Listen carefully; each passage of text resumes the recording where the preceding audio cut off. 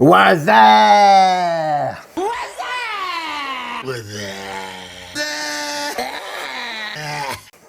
Je suis fatigué, bordel. Allez, voilà. Ouais, oui, c'est rigolo. Nouvelle vidéo sur Sword and Sorcery, dans lequel nous allons nous atteler à discuter de notre ami Thorgar, le gros nain barbu, côté chaotique en tant que Rune Master et côté loyaliste en tant que clerc. Je ne savais pas vers quel personnage m'orienter. Après avoir fait Auriel et ses gros nichons et Carus et son gros bouclier, et ben on va faire Thorgar et son gros marteau. Voilà, tout simplement. Donc Thorgar, qu'est-ce que c'est? C'est l'archétype classique du nain clair, voilà, qui est là pour soigner dans son côté loyaliste. Et du coup, côté Rune Master, côté chaotique, pour faire un peu plus de dégâts. Effectivement, comme dans ce jeu depuis le début, on s'aperçoit que le côté chaotique est plus orienté dégâts que le côté loyaliste qui est plus orienté soins, contrôle, tank, etc. etc. C'est cela, oui. Voilà. Mais on va voir que pour Thorgar, ça ne change pas grand-chose l'un ou l'autre. De toute façon, on peut soigner des deux côtés. C'est pas un problème pour ça. Les sorts de soins ne sont pas affiliés à un côté loyaliste ou à un côté chaotique. Je vous retrouve du coup en vue de dessous pour vous parler un petit peu de Thorgar, la façon dont je le joue, la façon dont j'aime le jouer, la façon dont je me suis renseigné sur lui avant de faire cette vidéo, bien évidemment, pour essayer de vous présenter quelque chose de le plus efficace possible. Un peu comme je l'ai fait pour donc Icarus et Auriel. Les vidéos ont plu, du coup, en tout cas pour les amateurs du jeu, c'est plutôt cool. Donc on continue comme ça va être le troisième personnage. Il nous restera après à faire Shae et Laegon. Et après, on s'attaquera à des personnages un peu plus exotiques qui ne sont pas dans la boîte de base des Amis Mortels. Voilà, j'ai toute une tétrachée de personnages autres à vous présenter. Du coup, on va passer en mode vue plongeante pour vous présenter un petit peu les cartes et tout ce qui se rapporte à notre ami Thorgar, le nain barbu et son gros marteau. Gros marteau. Yep là. Et voilà. Donc Thorgar est ici. Donc voici la figurine de Thorgar. Nous n'avons toujours pas peinte. Il faudra que je m'attelle à peindre un petit peu tout ce petit monde. Donc voilà, l'archétype du nain bien trapu, bien dense et bien méchant avec son marteau à deux mains. Même si vous verrez que dans l'absolu, marteau à deux mains, c'est pas forcément la meilleure arme pour lui. Donc Thorgar. Thorgar a donc ce fameux marteau à deux mains, mais on va voir effectivement que ses pouvoirs, tous ses pouvoirs n'ont pas de lien direct avec le fait de porter un marteau ou pas. Oh, Serge, Karamazov. Aucun lien suffit. Voilà, il a un marteau parce qu'il a un marteau, mais effectivement, aucun de ses pouvoirs vraiment ne sont spécifiques à sa figurine, en tout cas à son marteau. Donc ils auraient pu lui mettre une banane, un troupeau de bananes. Un troupeau de bananes. Ça aurait été pareil, mais du coup, voilà. Thorgar, c'est probablement à mon sens, en tout cas je ne connais pas tous les personnages, mais de tous ceux que j'ai pu tester, donc j'en ai pu tester une dizaine, c'est le meilleur soigneur, le soigneur le plus fort, le plus efficace du jeu, et du coup ça rend le jeu plus facile quand tu joues avec Thorgar, parce que il a énormément de possibilités de te soigner, énormément de possibilités de te procurer des relances, etc., etc. Donc ça, c'est plutôt intéressant. Voyons voir un peu les deux roues quand il arrive niveau 7 en termes de puissance.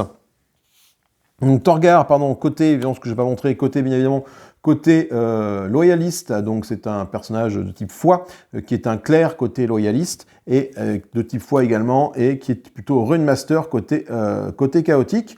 Donc on voit qu'il commence avec 3 de mouvement, une sauvegarde sous du pentacle, et il a 3 emplacements de sac à dos en côté loyaliste et 2 équipements de sac à dos en côté chaotique pour l'instant. Voilà. Le côté loyaliste au niveau 7, que je trouve la roue dans le bon sens, voilà, il a 14 points de vie, une action de combat, 3 actions spéciales et 6 pouvoirs avec 2 talents, voilà, j'ai réussi à le dire. Et côté chaotique, il a 15 points de vie, donc 1 point de vie de moins, 1 pouvoir, une action d'attaque, 2 actions spéciales, donc il a une action spéciale de moins pour 1 point de vie en plus. Et toujours 6 pouvoirs et 2 actions spéciales. Le seul truc qui diffère, c'est qu'ils d'habitude ils respectent une certaine symétrie, c'est-à-dire qu'ils enlèvent une caractéristique d'un côté pour la mettre de l'autre. Mais là, surtout avec côté loyaliste, toujours 3 places dans ton inventaire qui ont 2 côtés chaotiques. Donc le côté chaotique gagne 1 point de vie, mais perd 1 pouvoir et un emplacement de sac à dos. Tandis que le côté loyaliste, lui, effectivement, donc il a 1 point de vie en moins, mais il a une action spéciale, j'ai dit pouvoir, c'est une action spéciale, pardon, une action spéciale et un sac à dos en plus. Donc là, on va savoir pourquoi la symétrie n'a pas été respectée, mais bon, c'est comme ça. On va parler maintenant des capacités des héros. Côté loyaliste. Donc c'est son aide divine, donc c'est une capacité passive et qui donc porte à 3. Donc passif, c'est très intéressant parce que du coup ça peut être également lancé pendant le tour de quelqu'un d'autre. Une fois par round, le héros ciblé peut relancer un dé par random divisé par 2. C'est juste surpuissant. Oh, dis donc, t'es super fort. Mais je suis pas super fort, je suis mieux que ça, même, je suis surpuissant. Surpuissant parce qu'en fait, random divisé par 2, donc tu arrondis forcément au supérieur. Donc quand tu arrives au random 7, tu as droit à 4 relances, par exemple. Donc c'est assez badass. Quand tu es random 1, tu as droit à une relance. Mais bon, quand tu arrives rapidement au random 3, ça te fait quand même 2 relances. On ne te précise pas si c'est un dé d'attaque ou un dé de défense. Tu relances un dé. Voilà. Donc ça, c'est excessivement puissant. Excessivement puissant parce que c'est de la relance. La relance de dés, tu mitiges tes résultats avec ça. C'est très puissant. Oui, on a compris, c'est bon, on peut passer à autre chose dans le plan de l'existence. Nique ta mère! Côté Runemaster, côté chaotique, nous avons la détonation de runes. Alors là, c'est un peu plus touchy. Attention. Une fois par tour, tous les ennemis dans une zone avec une rune subissent 1 dégât par acte. On défausse toutes les runes qui sont en jeu. Alors là, il y a plusieurs petits points à voir. Nous avons 2 runes. Une rune offensive et une défensive, que l'on verra comment on positionne par rapport aux différents pouvoirs de Torgar. Une fois qu'elles sont positionnées, ces runes, enfin du coup il y en a une, la rune offensive qui est attribuée à son côté chaotique et la rune défensive qui est attribuée à un pouvoir neutre. Donc tu peux l'avoir, même si tu joues loyaliste, tu peux avoir la rune défensive. Tu n'es pas obligé d'avoir tu n'auras pas la rune chaotique.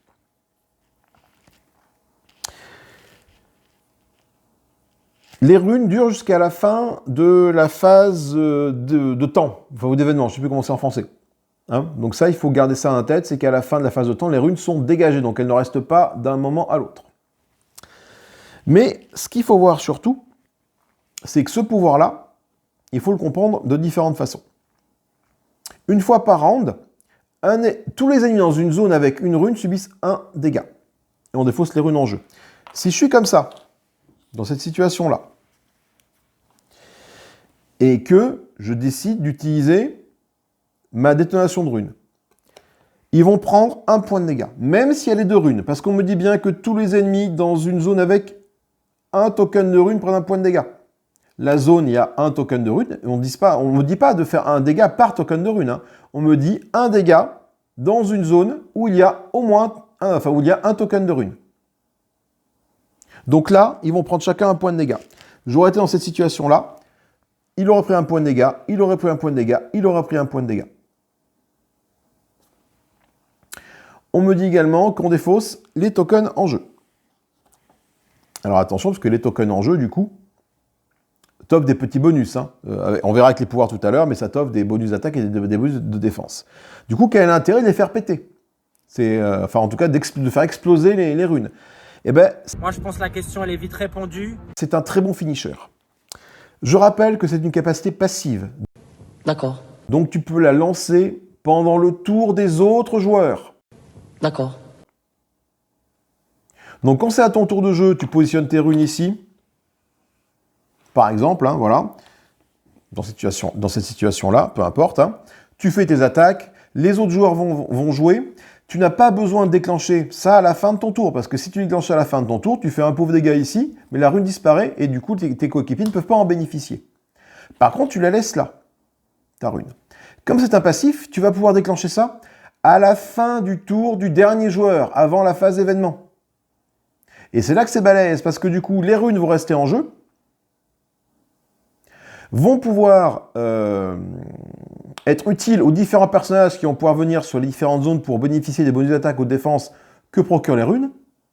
Et à la fin, à la toute fin, parce que de toute façon, les runes disparaissent à la phase de temps. Donc, bah, tu les fais péter, quoi. Si tu les as mises, tu les fais péter. Tu ne te poses pas de questions. Et ça va te permettre, typiquement, si tu joues à 3 ou 4 joueurs, tu joues Torgar en premier, tu mets les runes dans cette situation-là. Les autres joueurs vont jouer, vont venir dans les zones ici et ici pour fracasser la tête aux adversaires. Et bien tu te aperçois que malheureusement, malgré tous les efforts, ils sont encore debout, mais il lui reste un point de vie, un point de vie et un point de vie.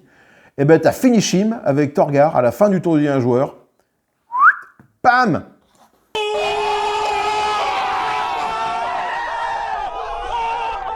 Tu fais exploser tout ça et ça dégage. C'est là que c'est excessivement puissant, cette capacité. Il faut bien comprendre que c'est un passif, je rappelle, parce que moi je me trompais au départ, je me dis putain mais ça n'a aucun intérêt, faut que ça disparaît à la fin du tour de temps, mais du coup Torgar il a mis ses runes, et s'il ne les fait pas péter tout de suite après les avoir posées, ça n'a aucun intérêt, parce que personne ne peut en bénéficier. Mais comme c'est un passif, ça peut être déclenché à n'importe quel moment durant le tour d'un joueur. Typiquement, si tu as un joueur qui est là et qui est dans la merde parce que les joueurs vont s'activer avant, mais que eux, les ennemis vont s'activer avant, mais eux, ils n'ont plus qu'un point de vie, tu fais péter la rune et ça pète. Donc, à savoir que même s'il y a 14 runes ici, ils vont tous se prendre un point de dégâts. Bon, un point de dégâts par acte, hein, quand tu vas passer à l'acte 2, ça va faire 2 points de dégâts. Mais, peu importe si tu as 14 runes ici, c'est qu'un seul point de dégâts, parce que c'est dans une zone où il y a une rune. Par contre, dans ces cas-là, eux, ils prennent tous un point de dégâts, et lui, il prend un point de dégâts, bien évidemment, ici. Et le fait que ça soit un passif, donc ça peut se déclencher à n'importe quel moment. Et ça, c'est beau. Et ça, c'est vraiment une capacité sympa. D'autres trucs qu'il faut savoir, quand on l'utilise, on défausse toutes les runes en jeu. Hein, on ne peut pas choisir de défausser uniquement celle-là. Ou celle-là, comme ça nous arrange. Hein. Non. Quand tu fais péter, c'est rune detonation. Alors, peut-être qu'il aurait pu mettre un petit S, mais bon, peu importe. Tu les fais péter, donc elles dégagent. Les 2 runes. Hein, voilà. Donc, le fonctionnement des runes, c'est un point qu'il fallait quand même éclaircir. Dans le sens où, moi je m'étais planté quand je le jouais, et tu te dis, mais putain, à quoi ça sert? Mais en fait, tu te rends compte que ça peut être un excellent soutien et une excellente façon de finir les ennemis s'il y a besoin. Donc, tu regardes effectivement du soin côté, de la relance côté loyaliste, et du soin avec sa capacité de niveau 1. Non, avec sa capacité Ghost, je verrai après. Et on va voir que tous les sorts de soins, en fait, voilà, c'est des capacités neutres. Donc du coup, il n'y a pas de souci pour soigner en mode chaotique. Et ça, c'est plutôt cool. Par contre, le fait d'avoir des relances, c'est quand même quelque chose de très très sympatoche. On va passer maintenant au pouvoir de Ghost. On va faire le pouvoir Ghost côté loyaliste. Donc, qu'est-ce que c'est? Donc là, Soul Shout, ça porte à 0. Alors ça fait le taf, hein. Tu peux rester en fantôme et continuer à être utile dans le sens où tu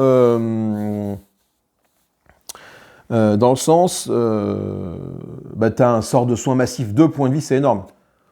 Quand tu es niveau 1, les personnages, ils n'ont pas beaucoup de points de vie, tu vois. Quand tu es niveau 1, toi, tu as 6 points de vie. Alors, je sais plus, Auriel, elle a 3 points de vie ou 4 points de vie, je crois. Tu vois, tu la ramènes à moitié. C'est juste très puissant. Donc, même en étant en forme fantomatique, ça se dit ça? Oui, ça se dit. Tu restes utile. Donc, c'est vraiment sympathique.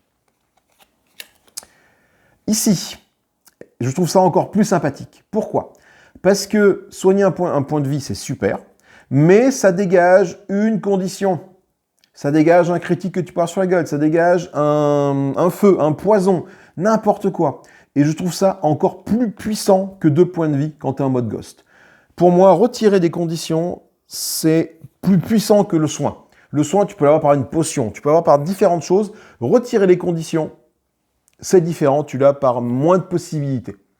Donc, là, sur ce coup-là, le côté chaotique a quand même pas mal d'avantages.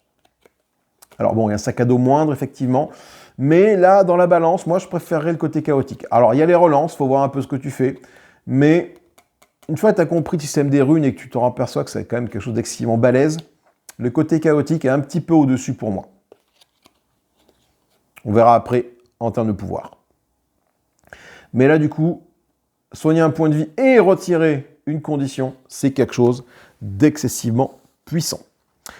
On va partir maintenant sur les pouvoirs. Alors, c'est vrai que j'en ai pas parlé dans les autres, mais ça, là, il y a le personnage Victoria, le pirate, là, qui a son capacité spéciale, c'est d'aller récupérer la capacité fantôme. Enfin, elle, quand elle a un fantôme, elle va récupérer la capacité fantôme d'un joueur qui n'est pas présent, je crois. Je ne sais plus trop exactement c'est. Et ça, c'est vraiment pour moi le meilleur pouvoir à récupérer. Quand tu es en mode fantôme, tu peux soigner et dégager un body condition, une condition négative sur un de tes alliés. C'est vraiment quelque chose de balèze, parce que si tu es mort, c'est que le combat se passe pas bien. En plus, tu perds ton soigneur, donc le combat se passe encore moins bien. Mais le fait de pouvoir continuer à soigner en forme de fantôme, juste d'un point de vie, mais surtout de retirer des conditions, retirer un poison. Le poison, c'est une plaie dans ce jeu. Le feu également, enfin voilà, il y a plein de conditions qui sont dégueulasses à retirer. Moins un point de vie permanent, enfin bref, ça c'est quand même très puissant. En termes de pouvoir, on va partir du coup côté chaotique. Sur cette action, donc une action de niveau 1, une action gratuite, côté chaotique, la rune offensive que voici. Ça te dit quoi? On va placer une rune qui va rester en jeu jusqu'à la phase de temps. Quand elle est présente, tous les héros dans la zone comptent chaque pentacle, je dis bien chaque pentacle, comme un résultat de plus une touche. Donc quand tu vas lancer le dé, tu vas faire, si tu fais des pentacles, tu as plus une touche par pentacle. Là, tu te dis, putain, c'est balèze. Mais il faut voir la chose un peu différemment. La chose un peu différemment, c'est-à-dire que si jamais tu as besoin de ton pentacle pour faire autre chose, bah ton pentacle, bah sur ton dé, il est utilisé pour faire cette autre chose. Voilà, il faut choisir. Hein. La tour de phrase est un peu ambiguë pour moi, mais à mon sens, les pentacles sont comptés comme étant plus une touche à la place. Ça veut dire que bah, quand tu as un pentacle sur ton dé, eh ben, le pentacle dégage et devient plus une touche. Donc si tu avais besoin de pouvoir utiliser une capacité de pentacle, pour une raison ou pour une autre, hein, eh ben, tu peux plus, parce que la rune va, va surcharger cette capacité. Donc, voilà, là, c'est embêtant. Là, c'est embêtant. Donc là, moi, je pars du principe que je laisse le choix au joueur, à savoir s'il veut utiliser son pentacle ou s'il veut utiliser le plus 1 à la place. Voilà, quand tu fais un pentacle, tu dis, voilà, est-ce que je préfère gagner plus une touche ou utiliser une capacité spéciale liée à un pentacle? Oula, attention à la brillance. À savoir aussi, comme c'est une rune offensive, bah, tu vas avoir tendance à mettre ça là où il y a des personnages qui vont frapper au corps à corps. Donc le tank, mais également peut-être des DPS au corps à corps. Donc ça va, entre guillemets, inciter les DPS à venir dans la zone pour bénéficier de la rune. Sauf que, bah, en faisant ça, qu'est-ce qui peut se passer? Bah, les monstres, hein, ils peuvent décider d'aller du coup fracasser, plutôt que d'aller fracasser le tank, d'aller fracasser le pauvre DPS, la pauvre Shay qui est venue ici pour taper, ou le pauvre Lagun qui est venu au combat ici, et se foutre complètement de Icarus qui peut être là pour aller taper sur notre ami DPS. Donc bah du coup, ta petite touche en plus, bah, t'es comme un con. Et également, à noter que les pentacles, il y en a plus sur les dés bleus que sur les dés rouges. Les dés bleus sont des dés défensifs, les dés rouges sont des dés offensifs. Donc généralement, quand tu vas utiliser une arme pour attaquer, je prends une arme au hasard ici, par exemple... ton épée de feu, par exemple ici, tu as 2 dés rouges, 2 dés bleus. D'accord? Donc, bah, les dés bleus, enfin voilà, les pentacs sont quand même vachement sur les dés bleus plutôt que sur les dés rouges. Qu'est-ce que j'ai d'autre comme arme ici? Non, c'est dans les armures. Un dé rouge, deux dés bleus. Ouais, après, bon, ça se vaut. Bon, remarque, c'est vrai, on lance pas mal de dés bleus, cela dit, donc ça peut être intéressant. Effectivement, je m'étais pas rendu compte qu'il y avait une telle proportion d'armes qui utilisaient les... Après, c'est les armes trésors, hein, j'ai pas été voir les autres armes, hein. Bien évidemment. Mais bon, là... donc à vous de voir. Bon, du coup, après, il faut aussi noter une chose, c'est pas parce que tu joues Torgal en rune master qu'il faut te sentir obligé de prendre la rune offensive, hein. D'accord? Ton pouvoir ici, il ne servira pas. Bon, bah, il ne servira pas, qu'est-ce que je te dise? C'est pas bien grave, hein, il ne servira pas. C'est pas parce que tu as un pouvoir qu'il faut s'en sentir obligé d'utiliser le pouvoir associé. Hein. C'est pas, voilà, c'est pas une obligation. Tu perds un peu en optimisation, mais c'est pas une obligation. Sachant que la rune, tu peux toujours obtenir la rune défensive, bien évidemment, avec Torgar. Bon. Donc, je dis quand même attention. Attention à cette rune qui peut être effectivement très sympathique pour venir taper plus fort, mais bon, bah, c'est sur du dé bleu, c'est sur du pentacle. Est-ce que le pentacle, tu as envie d'utiliser pour autre chose? Si jamais tu viens ici, que le combat se passe mal, les monstres, du coup, ils ont peut-être potentiellement la possibilité de venir frapper sur le DPS et plus sur le tank, parce que les deux seront au corps à corps. Voilà, il faut bien mûrir sa réflexion, c'est assez situationnel, mais... ça va quand même bien ensemble, surtout qu'en plus, après, tu fais péter ta rune si tu as envie de la faire péter. D'un point de vue loyaliste, la capacité de Torgar, attribuée à ce côté loyaliste, c'est la capacité de commande. L'ennemi ciblé peut réaliser une attaque avec son arme principale, si je dis pas de bêtises, contre un autre ennemi dans sa zone. Alors, au niveau 1, tu peux cibler un ennemi vert et au rang 4, un ennemi bleu. Là, j'ai envie de dire, cette capacité, voilà, exactement, pour moi, c'est une espèce de chausson tout pourri. C'est de la merde. Alors, ça peut être sympa, effectivement, d'aller utiliser une capacité ennemie. Enfin, de servir d'un ennemi pour aller taper un autre ennemi. Mais du coup, bah, tu vas uniquement pouvoir commander des ennemis verts au départ. Et au niveau 4, des ennemis bleus. Voilà, bon. Et puis, c'est un pouvoir. Donc, utiliser tout un pouvoir pour ça, pour utiliser une attaque qui n'est pas forcément terrible. Les ennemis ont des attaques sympas, mais pas forcément vraiment tip-top, quoi. C'est quelque chose de très, très situationnel pour moi. Si t'as pas d'ennemi vert à porter, tu l'as dans le cul. Si t'as pas d'ennemi... Enfin, tu vois, c'est un peu compliqué. Surtout qu'en plus, c'est un cooldown de 2, donc tu veux pas faire ça à tous les tours. Pour moi, utiliser cette capacité-là, je pense qu'il y a mieux. Il y a mieux comme compétence à prendre, en tout cas côté loyaliste, que ce commande-là. Je crois d'ailleurs, je m'en suis même jamais servi dans mes parties, en fait. Hein, parce qu'il y a tellement mieux, entre guillemets, si jamais tu joues loyaliste, bah, les sorts de soins, par exemple, qui vont arriver, enfin, un truc il soigne comme un enfoiré, lui. Hein. Donc, cette capacité-là, je suis pas fan, quoi. Je suis pas fan du truc. Je crois que je m'en suis quand même quasiment jamais servi. Hop, il est temps de nous... Excusez-moi de ces petites coupures. Il est temps maintenant de nous concentrer sur les différentes compétences qui sont neutres sur ce personnage-là. Et il y a des trucs vraiment sympathiques. On a le soin, le Heal Wounds, tout simplement. Hein. Le Heal Wounds, c'est un pouvoir, une capacité spéciale. Ça va rendre des points de vie au héros ciblé. Hein. Au rang 1, 2 points de vie. Au rang 3, 3 points de vie. Au rang 5, 6 points de vie. Donc bon, boîte de base, tu es cantonné au rang 4. Mais avec des cooldowns très sympas. Cooldown de 1, cooldown de 2, cooldown de 3. Donc ça veut dire qu'à chaque tour, tu peux soigner de quelqu'un. C'est pour moi un des effets de soins les plus puissants du jeu. 2 points de vie tous les tours pour seulement une action, c'est juste énorme. Comme ma queue. Voilà, c'est quelque chose de très très très puissant. Franchement, quand tu joues Torgar,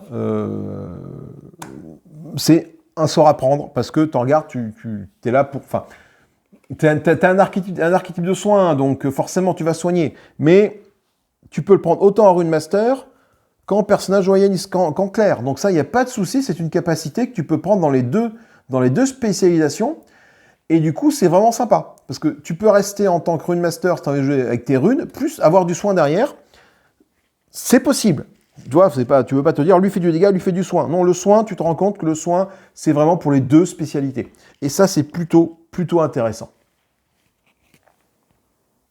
Ensuite, nous allons parler de la sphère de protection. En français, je ne sais pas comment elle s'appelle, la bulle de protection, excusez-moi. Une capacité défensive. Jusqu'à la prochaine phase d'événement, toutes les attaques qu'ils sont effectuées par des ennemis contre n'importe quel héros dans la zone font moins une touche au niveau 1 et moins 2 touches au niveau 4, avec un cooldown de 2, un cooldown de 3. C'est un pouvoir très, très puissant, très efficace, très solide, mais qui va dépendre du nombre de joueurs en jeu. Parce que plus tu as de joueurs, plus tu as de monstres, etc., etc. Donc forcément, si tu n'as qu'un seul joueur, enfin, tu comprends l'idée, si tu as un seul monstre ici, du coup, c'est pas très efficace. Par contre, si tu joues à 4-5 joueurs, tu vas avoir des monstres qui vont peut-être arriver en masse, et la zone, du coup, ce pouvoir gagne en puissance et gagne en efficacité avec le nombre de joueurs. Du coup, entre le soin que tu peux avoir et cette réduction de dégâts que tu peux avoir, voilà, Torgar peut faire office de vraiment de gros boucliers, entre guillemets, et de gros protecteurs pour ses coéquipiers. Attention cependant, on nous parle bien d'une zone. Dans notre zone. Donc du coup, effectivement, Torgar, là, il récupère une sphère de protection dans la zone, mais si jamais tu te fais pousser hors de la zone, la sphère de protection, elle arrive ici, elle n'est plus là. Ça veut dire quoi? Ça veut dire que tous tes petits copains qui sont ici ne bénéficient plus de ta zone de protection. Donc, attention à pas se faire bâcher hors de la zone ou à pas se déplacer, à pas poursuivre, n'importe quoi. Tu vas vraiment essayer de protéger la zone dans laquelle tu te trouves. On va parler maintenant de l'autre rune, la rune défensive. Donc on voit que c'est une rune qui n'est pas spécifique au côté chaotique ni au côté loyaliste. C'est une action spéciale niveau 1, donc tu peux l'avoir dès le départ si tu veux. Niveau 1 dès le départ, c'est sûr qu'au niveau 1, tu n'as qu'un seul pouvoir, donc de toute façon, que ce soit de l'un côté ou de l'autre, tu choisiras la rune défensive ou la rune offensive. Et au niveau 2... Je regarde, au niveau 2, ouais, non, au niveau 2... Ah si, au niveau 2, en tant que... Tiens, c'est quand même bien fait. Au niveau 2, en tant que rune master, tu peux avoir les deux runes, quoi. Ce qui n'est pas le cas au niveau 2 ici, où tu as un pouvoir et un talent. Donc, qu'est-ce que ça fait? Ça fait qu'on va mettre la rune en jeu jusqu'à la prochaine phase de temps. Tous les ennemis dans cette zone vont compter chaque pentacle comme étant un -1. Voilà. Donc eux, quand ils vont faire un pentacle sur un lancer de dés, ils vont faire un -1. Alors, oui et non, mais c'est pareil, là encore. Les monstres lancent quand même vachement plus de dés rouges qu'ils ne lancent de dés bleus. Donc ça veut dire que potentiellement, ça ne va pas servir à grand chose. Si ton monstre ne lance pas de dés bleus, enfin... Il y a plus de pentacles sur les dés bleus que sur les dés rouges, comme j'ai dit tout à l'heure. Donc forcément, si ton monstre ne lance que des dés rouges, ça ne va pas servir à grand chose. Voilà. Donc là, est-ce que c'est vraiment intéressant ou pas, cette rune défensive? C'est une bonne question. Non. Juste, ça peut permettre de faire quand tu l'as fait péter avec ta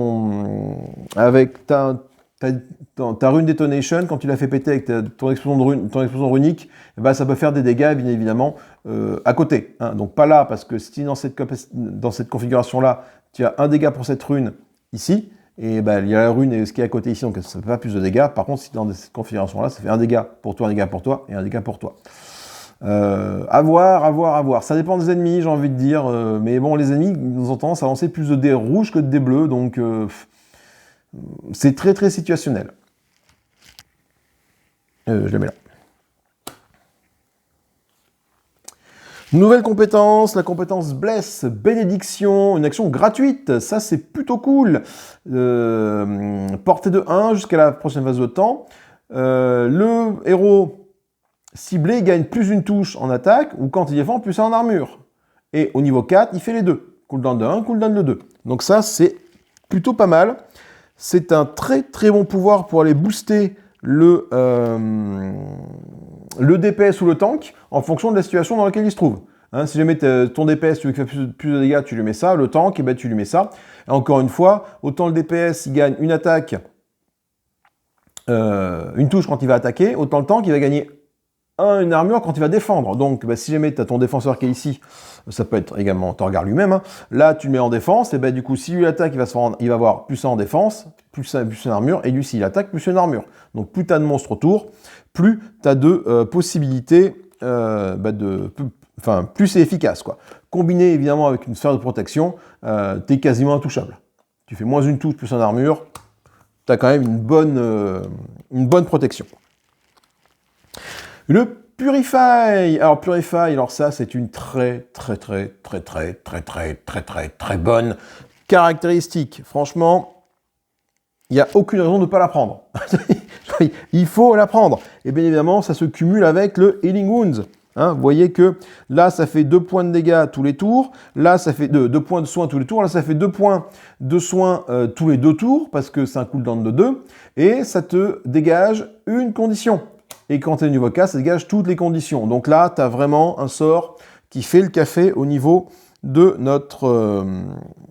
au niveau du soin et de l'élimination d'effets négatifs. C'est vraiment une compétence. Et effectivement, ça vaut le coup de prendre les deux. Hein, tu peux te dire, est-ce que ça vaut le coup de prendre l'un ou l'autre? Non, tu prends les deux. Si tu pars sur du soin, tu prends les deux. Et là, tu as une machine à soins assez infernale, quoi. Là, au niveau 3, tu fais 4 tours, 4 points de soins tous les 2 tours. Combiné à ça, si jamais tu arrives à les faire cycler avec un camp de décalage, un tour, tu soignes de 4, le tour d'après, tu soignes de 2, tu enlèves une altération. Hop, ça c'est réactif, tu peux soigner de 4, et etc., etc. Donc, tu as vraiment, oui, ça vaut le coup de prendre les deux sans le moindre souci. Enfin, dernier assaut, dernière carte, une capacité offensive. Alors là, voilà, c'est la seule capacité offensive de notre ami Torgar, autre les armes qu'il va pouvoir utiliser. Donc, c'est une action d'attaque, le Call Lightning, portée de 2, donc déjà, tu touches automatiquement avec une touche. Au niveau un éclair, ça devient une AOE de zone, enfin une attaque de zone à portée 0. Sur un patac, ça devient KO. Hein, donc je rappelle effectivement, si jamais tu as ton patac ici et que tu as une rune là, bah, du coup la rune fait que tu choisis entre le KO ou la touche en plus. Hein. Et c'est au niveau 3, tu lances 2 dés rouges, 2 dés bleus. Au niveau 5, 3 dés rouges, 3 dés bleus. Et en plus au niveau 5, pour 2 éclairs, tu as Mortel 3. Donc c'est plutôt pas mal. Que dire de cette truc? Ouais, bon, c'est une arme.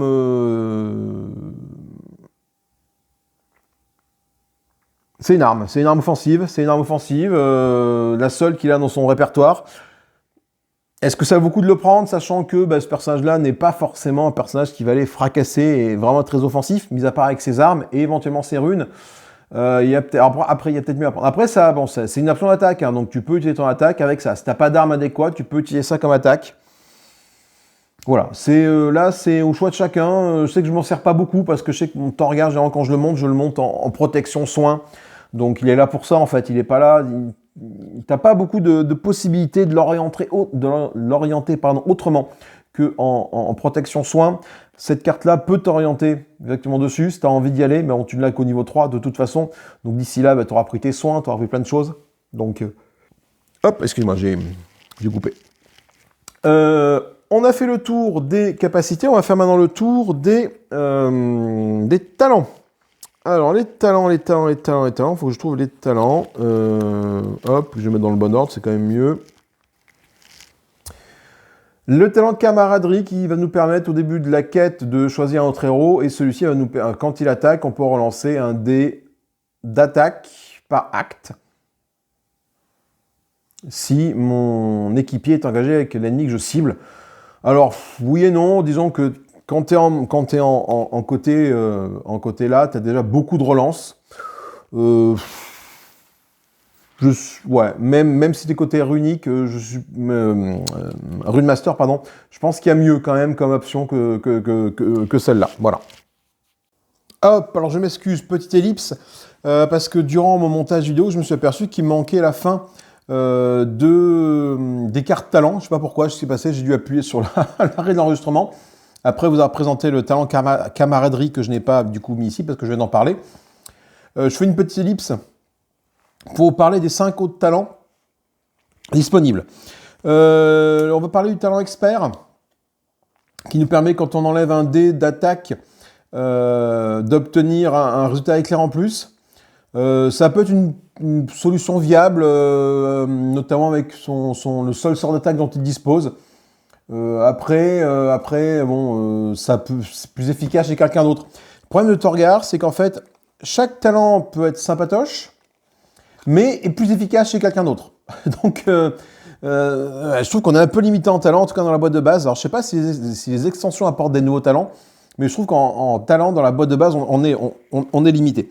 Donc, le talent expert qui est ici, pourquoi pas. Le talent runner qui offre du mouvement en plus, là encore, tu es censé être derrière pour soigner, éventuellement corps à corps, mais tu vas pas aller rusher au maximum les choses devant, donc c'est pas ce que je prendrais le plus. L'option Lucky qui nous permet, quand on fait de sauvegarde, de tirer 2 dés de sauvegarde, de choisir un. Ben ça, clairement, c'est pas toi qui va ouvrir la porte, ouvrir les pièges. Tu vas donner ça à ton chasseur de trésor. Donc soit Shae, soit Victoria, soit je sais pas qu'un autre personnage, pour qu'il bénéficie d'une sauvegarde plus efficace en activation de porte ou de piège. Donc c'est pareil, tu vas pas donner ça à Torgar. Donc le talent expert, le talent runner, le talent marchand. Alors celui-là, éventuellement, ça peut t'amuser une fois par quête. Tu peux aller acheter quelque chose pour moins cher. Voilà, le premier achat que tu fais à l'Imperium, ça coûte 10 pièces d'or par randam de moins quand tu es au niveau 1. Quand tu es au niveau 3, c'est 15 pièces d'or par randam, donc c'est plus intéressant parce que du coup, tu fais 3 fois 15. Tu fais 45 pièces d'or de moins ce que tu achètes en moins. Voilà, je sais pas. Et sinon, effectivement, tu as les points de vie. Les points de vie, mais c'est pareil, si tu as un tank avec toi, bah, tu donnes au tank. Si c'est toi le tank, tu le prends. Si tu as un tank avec toi, tu donnes au tank. Alors, voilà, je suis un peu embêté avec Torgar par rapport au talent, parce qu'il n'y a rien d'évident, entre guillemets, qui a matché. Même le talent camaraderie qui offre des relances, ben, en tant que prêtre, en tant que clerc, tu offres déjà plein de relances. Donc, je sais pas. Franchement, là, c'est à vous de jouer. Peut-être camaraderie finalement. Peut-être camaraderie que j'ai pas ici. Je sais pas pourquoi je l'ai pas ici. Peu importe. Peut-être camaraderie. Je vais aller le chercher. Bougez pas. Alors voilà, je l'ai trouvé. Peut-être camaraderie. Mais du coup, ça permet si tu veux une relance à toi-même, quoi. Quand ton équipier est engagé avec l'ennemi que tu cibles, tu peux avoir une relance d'attaque. Après, Torgar, il va pas aller fracasser au corps à corps. Donc c'est pour ça que je suis embêté avec les talents de Torgar pour vous présenter le talent que je choisirai. Je pense que ça va dépendre, en fait, tu vas prendre un peu les restes. Pour moi, c'est que tu vas laisser aux autres ce qui les intéresse le plus et toi, tu iras chercher après. Typiquement, Icarus, il prend ça. Shae, elle prend les relances. Je mettrai ça à Auriel parce que du coup c'est quand même très intéressant, notamment quand elle est côté sorcière pour faire son stun de zone. Après il reste ça. L'Aegon, je mettrai soit celui-là, voilà, soit le mouvement, soit la camaraderie justement. Et puis du coup à notre ami Torgar, un peu les restes quoi. Malheureusement un peu les restes. Donc voilà. Voilà, c'était tout pour cette petite ellipse par rapport au talent. Je vous retrouve avec le mois du passé, mais pour vous, c'est le mois du futur. Bref, le voyage dans le temps, c'est toujours compliqué. Allez, je vous laisse continuer la vidéo. Ah, ça fait peur. Voilà, donc écoutez, c'était tout pour Torgar, notre petit nabo à la barbe et à la grosse masse. J'espère que ça vous a orienté un petit peu sur comment jouer Torgar. Enfin, en tout cas, moi, je vais vous expliquer comment moi je joue Torgar. que ce soit côté runique ou côté clair, il peut soigner, il est là pour soigner, il est là pour protéger, pour apporter du soutien. Les runes, attention au passif, dans ce que j'ai expliqué tout à l'heure. Ça peut être un très bon finisher si jamais tu as des ennemis qui n'ont plus qu'un point dans la même zone que toi, dans la même zone qu'une de tes runes, tu l'as fait péter, mais pas pendant ton tour, durant le tour à la fin de tour d'un autre joueur, et du coup bah, tu fais le ménage, c'est très intéressant. Après, ce Torgar est quand même un archétype soin, protection, voilà, c'est quand même une belle ligne droite, soin, protection, il n'y a pas de souci avec ça. Très peu offensif, parce qu'il a qu'un seul sort offensif, qui est une compétence offensive, pardon, c'est pas un sort, c'est une compétence, en plus une compétence d'attaque, celle-ci. Le reste, c'est de la protection, c'est du soin, c'est j'enlève des conditions, et c'est quand même très puissant. Torgar, quand tu l'as avec toi, tu vas pas perdre la partie parce que tous tes personnages sont morts. Hein. Il va te soigner tellement fort, tellement efficacement que si tu perds la partie, c'est pas parce que tous tes personnages sont morts. Voilà. Mais écoutez, j'espère que cette petite vidéo vous a plu. J'ai essayé de faire un peu plus court que d'habitude. Je vous souhaite une bonne fin de ce que vous voulez. Moi, je vais me concentrer sur le prochain personnage, soit Shae, soit Laegon. Et on aura fait les 5 personnages de la boîte de base, et après on pourra s'attaquer à des personnages plus exotiques, des différentes extensions. Onamor le nécromancien, Samiria la chamane, Volcor le dragon, etc. Plein d'autres petits personnages qui sont moins des archétypes figés, entre guillemets, mais qui offrent peut-être plus de, voilà, qui ont plus de possibilités, mais également qui sont peut-être un peu plus complexes à jouer parce qu'ils justement ils offrent plus de possibilités. Voilà, allez, sur ces bonnes paroles, du coup, cette fois-ci, je vous dis à plus tard. Faites donc, je sais pas, moi, faites donc au mieux dans ce que vous avez à faire. Et puis, voilà. Allez, à plus tard, des bisous. Salut, salut.